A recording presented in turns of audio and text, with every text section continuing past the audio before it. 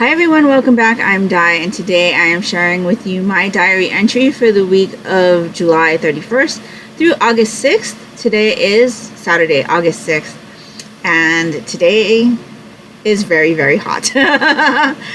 This next coming week is going to be super hot, the hottest that it has been throughout the summer for us, and I am not looking forward to it. The summertime is just not my favorite. I much prefer the winter when it's nice and dark, it's nice and cold, more chances of rain. But yeah, we're getting through it. We're getting through it. The more days go by, the closer we are to my favorite type of weather, right? As far as this week goes, it was a pretty busy one for work for me. We moved to a new phone system, so there was a bunch of things that needed to happen for that to go through, and of course it did not go as smoothly as it should have, but we're getting there. I did have to go to the office twice in light of that, so yeah, it was a bit busier for me life-wise than it has been in other weeks, but let me go through what I've done this week. So as always, this is my reading, crafting, and TV watching, movie watching vlog where I tell you what I have gotten through during the week. And I'll start off with the reading. There will be no knitting because I actually haven't knit this week. But we'll do some video game chat instead, and then we'll do some TV watching. So I was able to finish 2 books this week.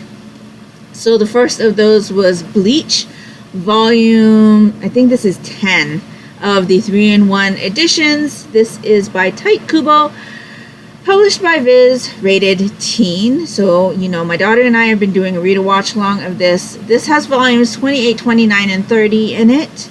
And we are still in the Arankar arc. And so, yeah, there's actually something in this volume that I didn't remember happened when we had watched the anime, so that was a really interesting experience for me, but I'm really enjoying this still. I ended up giving this volume 5 stars.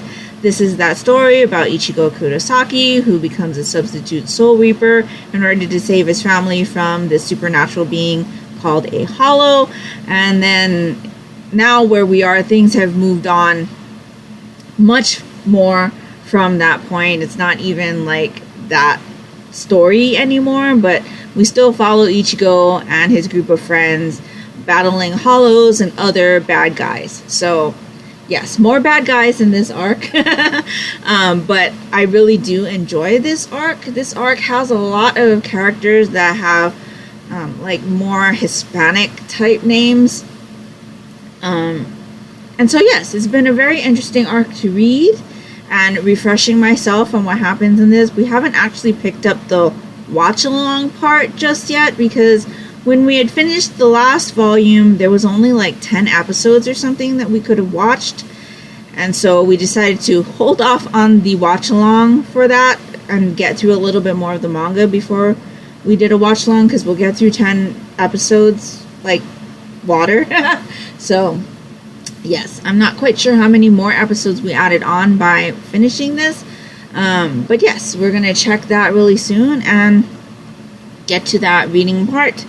I do have the next volume on my TBR for this month, so I've got at least one more volume on my plate of that for the month. So I'm really looking forward to it. And then the other book that I finished this week was Steve Alten's The Loch. This is actually the first book in a trilogy, I found out today. I thought it was only a duology, but when I went to go look it up, it turns out there's a third book that was supposed to have come out in 2020, but going to the author's website, there is a little article there that says that the book was pushed back by a couple years. I guess this has also gotten a movie deal or a TV show deal, some kind of show. So that's going to be interesting. But yes, I actually really enjoyed this book. This is about a marine biologist named Zachary Wallace. He, very much like the main character in the Meg, goes on an underwater expedition to find giant squid in a very pricey submersible, and something happens while they are down in the depths, and Zachary's life kind of gets changed forever. What you find out after that happens is that he has past trauma with something that happened to him when he was growing up as a kid in Scotland. So he was born in Scotland. His dad was a drunkard and he cheated on his wife a lot. And so the wife finally got fed up and divorced him and moved Zachary to the United States. And so Zachary hasn't been back home in several years, but something happened when he was a kid. It was an accident in Loch Ness, and he has trauma from it because he basically drowned and died and was able to be revived. And so when this thing happens in his adult life, he actually drowns again and dies and was able to be revived. And so now he's got double trauma. And on top of that, because of the accident, he lost the submersible. The people who funded the expedition needed a scapegoat, and he ended up being their scapegoat, and so now his reputation is down the drain as well. So he's down in the dumps, woe is me, kind of in his life, when he gets a visit by a man saying that he is the attorney for his father, who is being accused of murder and could have the death penalty attached to the sentencing. His father would like to see him and make amends one more time, just in case. And so Zachary reluctantly goes home to Scotland and meets with his dad. And it just so happens that there have been a series of strange attacks and killings on the shores of Loch Ness. And then it becomes a question of whether or not the Loch Ness Monster actually exists. And Zachary kind of gets involved in that investigation. So I didn't really enjoy what I had read for the first 12 chapters of this book. Because as much as Zachary hated what his father did to his mother, after all of this trauma, Zachary actually ends up doing the same thing. Not the whole cheating on his wife thing, because Zachary isn't married.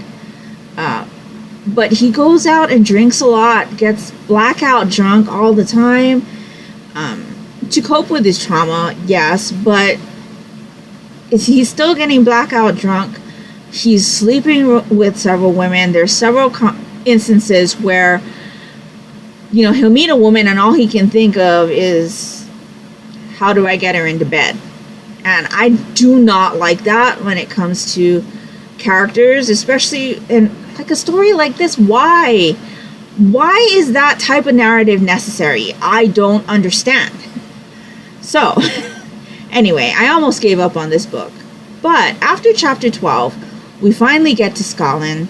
We get more of that investigative type of view onto the Loch Ness Monster and things that are happening, the attacks, and it just becomes so much more interesting. That's the type of book I was looking for when I picked this up. That's the type of story I enjoy. It's very, investigative. It's adventurous a little bit. The Loch Ness Monster is a big pull for me because it's something that I've also got interest in as well. And I enjoy stories that are set in Scotland also. So up until chapter 12, that's not what we're dealing with. But after chapter 12, that's when the story got really good. So I'm glad I continued with this one. Really, really enjoyed it. I did a combination of listening to this on audiobook and reading it. I have to say it was much easier to listen than it was to read, because this book, when we hear from the Scottish people, the accent is written into the text. So it's not like it's just written in plain English and then you imagine the accent in your head. That's not the case with this one. It's actually written in the text. I kind of dislike that because it made it hard to try to figure out what the people were saying. Whereas if I was hearing it, I knew what was happening. But to see like the different spellings, and they used a little bit of like slang and different words where I had to like really stop and think, okay, what is this person trying to say? So yeah, I don't particularly care for books that write in accents, but this one, it was okay. I definitely preferred hearing the accent as opposed to reading it. But while that did hold up my reading speed of this a little bit, I still really, really enjoyed this book towards the end. So I'm definitely going to be reading the next one. I believe the next one summary says it is a crossover book between the 5th Meg novel and this one. So I'm really looking forward to that, because I do enjoy the Meg novels. So yes, I ended up giving this one 4 stars, and I'm really excited to see what they do with this one on screen. And so yes, really enjoyed that one. So those are the 2 things that I finished this week. And then I have started my punishment read of Kushiel's Dart. So this is by Jacqueline Carey. I am 4 chapters in on page 35. So I just finished the 4th chapter. This book does not have chapters like other books. So like, you know how if a chapter ends, the next chapter starts on the next page? Not this one. This one, the chapter ends and the next chapter starts right after. So this book is as long as it says it is. So that was a little bit disappointing for me to find out. But I am surprised that I am understanding what's going on so far, at least. I thought the author's writing style might have been a little too flowery for me, because I have heard that this author's writing style is flowery, and usually flowery writing styles don't agree with me, but I don't find what I've read so far anyway to be flowery. But yeah, so far we basically got our main character, whose name is Phaedra, I think is how you pronounce it. I presume it's this woman here on the cover, but she's a very little kid at the beginning of the story, and we kind of got the backstory of what happened to her mom and dad and why she is in the situation she's in now. And so I'm a little bit concerned with the age of our character at the moment, because she is only 7 years old, and she's basically been sold by her family to not a slave house, but like a prostitute, kind of courtesan. I'm not sure what word to use, but basically what this house does is they take in these girls and they train them to be prostitutes. So they basically sell off these kids, or these girls. I don't think there's any guys, but I'm still very early in the story. I don't think there's any males in these houses that are raised to do this, but they're basically trained in the ways, and then they get sold off to like an owner, and that person basically pimps them out. That's kind of the understanding I'm getting. Now, not the greatest premise, right? But like I said, I'm very concerned where we are right now, because the age of our character is still very young. She's about 7 years old. My understanding is that she just got sold off to a buyer, who will be her like owner, and so she's going to stay at the house that she's at training until she turns 10. And then when she's 10, she'll go with the buyer. That's still very young. So I am a little concerned about the age of our character and the things that she's supposed to be doing later in life.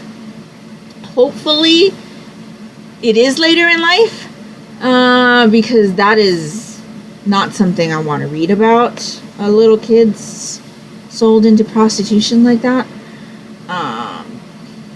But so far, like I said, she's just been sold. She has they call it a mote. I think it's just like a fleck or a symbol in her eye. Maybe it's a fleck.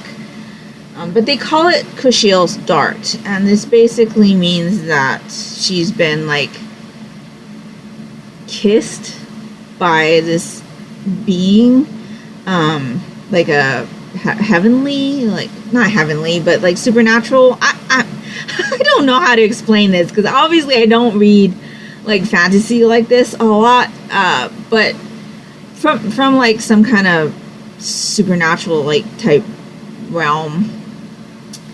It's somebody that they believe exists.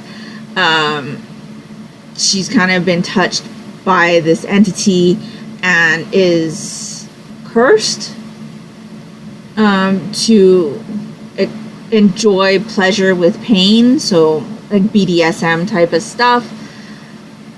I'm not quite sure about how that all comes into play. It does concern me though, that on top of the age of her characters, there's a lot to be concerned about here. But I'm only 35 pages in, so I don't feel like I've learned enough to make a decision on if I think what's going to happen is going to happen. I'm hoping that's not the case and that, you know, our character gets to grow up before all of that stuff comes into play, but they've already kind of figured out that she's been like touched by this, like this is her like ability, just because she pricked her hand with a needle, and I don't understand that. So anyway, I'm glad that I'm understanding what's going on, at least for right now. It's not like over my head. There's not like tens, thousands of lands that are being introduced, and there's not a lot of like world building, because for me, when I go into fantasy, high fantasy especially, the world building kind of gets over my head and it's just too much. But I will tell you that I was very scared when I opened this book because, well, one, there was a map, so that kind of made me think there was going to be some world building, which there wasn't, or at least there hasn't been so far. Well, and then there's this cast of characters. So I'm like, great. I'm never going to remember all of these people. It's 1, 2, 3 pages. Well, actually 3 pages, but 6 pages worth of characters here in the front. And I will never remember all of these people. So I don't know. But like I said, I am understanding what's going on so far, so that's good. And the writing style is not too hard for me to understand. So I'm interested to see where this is going to go. Like I said, I hope our character grows up more before they get into, you know, doing that prostitution business. But yes, still not sure about this. The audiobook that I have available to me is from Hoopla, and Hoopla doesn't do chapter like markers. It's just like one long timeline. So I'm not sure. I do have audiobook credits building up in my Audible account. So maybe I'll purchase the audiobook, because I know that will definitely make this go faster for me. Otherwise, I'm going to have to do some maths to figure out like where time-wise I would be based on percentage of pages read. I could do that. I'm not really big on math. We'll see. It's only Saturday, so I'll think about it tomorrow before I decide, because normally during the work week, during my lunch, I like to listen to an audiobook. And considering how large this is, I'd like this to be my audiobook so I can get through this faster, or at least get to a point where I can decide whether or not I'm going to continue with this. And so, yes. that's where I am with that. So far so good with the reading. I think I've gotten a fair amount read. I haven't gotten anything read for my TBR game besides this, but at least I've got a start on it, so I'm not feeling too behind at this point. So that's all of the reading I've done. Like I said, there has been no knitting this week because I've just been playing video games. So we've been doing our Gems of War. You've heard me talk about Gems of War in the past. It's like a match 3 type puzzle game. Have been enjoying that. I started a new account because we are lacking in participants for a Guild Wars. And so I've been trying to build up that account while still maintaining my own account. And yes, if you're interested and would like to play Gems of War on, I think you have to be on Nintendo Switch though, because they have different servers for the different types of consoles. So if you're on Nintendo Switch, it is a free to play game. It's a free download.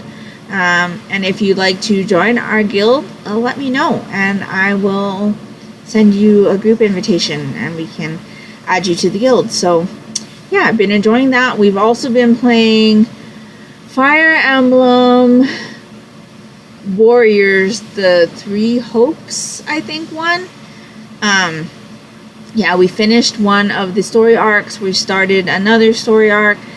And I've been really enjoying playing that with my daughter, so that's what's been taking up a majority of my free time this week. I've been really enjoying playing video games with my daughter. I'm still unsure of what I want to do with my knitting, which is why I haven't knit on it at all this week. I'm still unsure what I want to do with that shirt I showed you last week, so I'm still pondering on it. So I occupied my time by playing some video games with my daughter instead. So other than that, we have watched a little bit more television. We watched a documentary on Netflix last night. It was called The Girl in the Picture. I thought that was very interesting. It's a very sad story, but very interesting. It's about a girl or a woman who was taken to a hospital, said to have been part of a hit and run accident, and there were just too many questions. And then they find out that the woman's name was not her actual name, and then all of these people who knew her in her life was like, no, that's not her name, her name was this. And it just blew up into this huge investigation with lots of questions. It was a really interesting case. Very sad story, but very interesting. And so if you haven't watched it and you have Netflix, definitely check that one out.